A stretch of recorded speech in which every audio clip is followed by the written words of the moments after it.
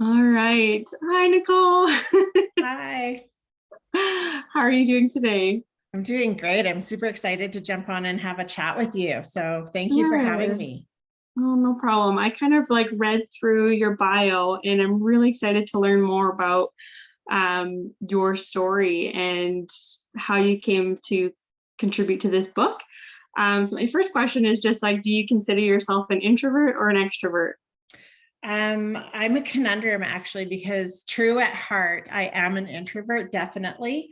Mhm. But I am a fully functioning extrovert, if that makes any sense. So my full-time job is in sales, and it's always been in sales. My background has been sales. So I can operate in an extrovert environment.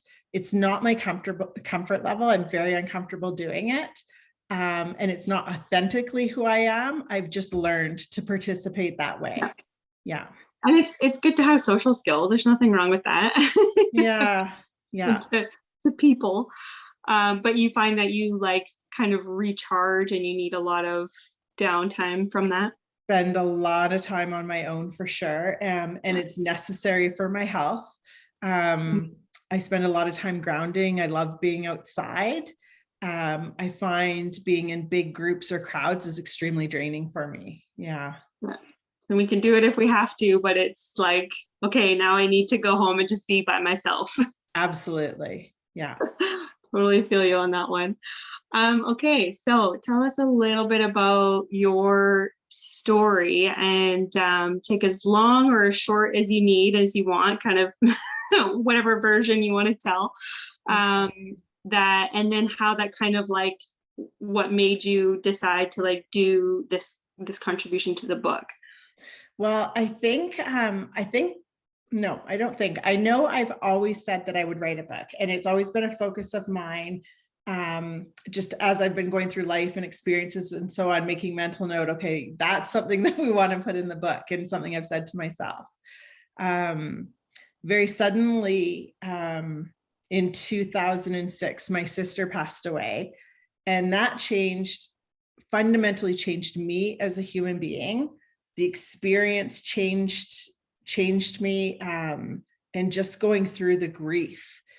And in that moment, I changed my paradigm, and I knew that I had to write a book on grief, because my experience was so horrible in terms of I felt so alone, and I didn't know if I was doing it right, and I didn't know what to do. I didn't know if I was going crazy, and I tried. Um, this is almost a bit pre Google. We didn't really use the internet for these kinds of things, so I'm dating myself, but I really tried everything I could think of to help myself. I tried going to a counselor, and that backfired. And I tried going to Chapters to find a book just to help normalize the process I was going through. And I couldn't find anything. So I was determined in that moment to write a book. And so on grief. And so I tried several times to do it, and I just was unable. I was unable to sit in the moment of it. I was unable to reopen the experience of it after I felt like I had moved through it. And so it just got put off. And then coming into 2020 and COVID, and for me, in the last 18 months of my life, I've been divorced. My dog, who was my shadow and my love, he died suddenly. I moved across the country, and everything I owned burnt down. The moving truck caught on fire, and I arrived with Oh only the my clothes gosh. on my back. And so it spiraled me right back into grief. And in that moment, I was more determined than ever, and so much farther along in my own healing journey, that I was like, I want to write my book, and I cannot do that until I tell the story that I have to tell. And that was the story of grief for me, and coming through and what I learned. And so the universe just presented an open door for me and an opportunity. And I connected with Shannon Miller, who works with the Great Canadian Woman.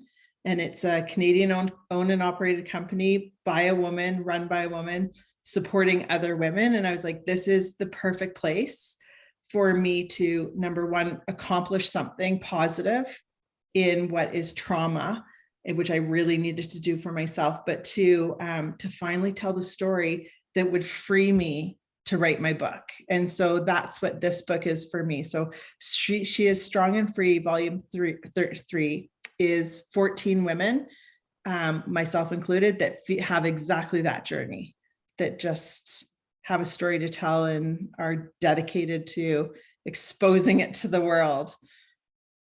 That is incredible. Oh my gosh. For one person to go through that much, like in really a short amount of time too, and like looking at you, you would never know. Like, you look so put together, and just like that must have been a really healing journey for you in a way, to write it down. It definitely propelled further healing for me, and I feel like that's been my entire life, is what I present is not what's happening on the inside. So and my story touches on that. I did all the things in life that I thought I was supposed to do, that I thought would make me happy, but really it was just an artificial coping mechanism for not addressing the things that were happening in my heart. So this experience really propelled me to just do that last bit of digging to the very bottom of my soul and perpetuate my own healing. And I think it's really important to tell that story to other women, so that, because I know myself, I would have appreciated reading about this 10 years ago if the time was right for me. So I just hope that this book lands in the hands of anybody that it can help, even if it's just one little nugget out of one of the 14 stories that inspires somebody to reassess something or look at something different in their life, then it was all worth it. So did you have any feelings of like whether just in the last however many years or during writing this, where you were like, I don't know if anybody's going to relate to this, or like, this is opening up my heart in such a vulnerable way I've never had to do before, like second guessing yourself, like, is my story going to affect anybody? Like, did you have any thoughts, and how did you get through that? All of those. While I was writing it, I was still in so much trauma of 2020, 2021. So I wasn't really thinking of any of that. In the moment of writing it, I was just trying to get it done, which is really, it really is a summary of my entire life, just pushing through. And there were definitely moments of frustration, because when you're participating in a collaborative book, it's really important that you tell personal story. And that is not where my comfort level is. I'm a very private person, and being that vulnerable and raw was frustrating, and it really difficult for me. In terms of when I wrote my story, I actually sent it to the publisher and I didn't even keep a copy. And so for a month or more, I didn't even know what was involved in my story. I have now since then reread it and I feel more comfortable with it, but it was really scary putting it out there to the world. And in the beginning, I actually was going to control on social media who could see it and who couldn't.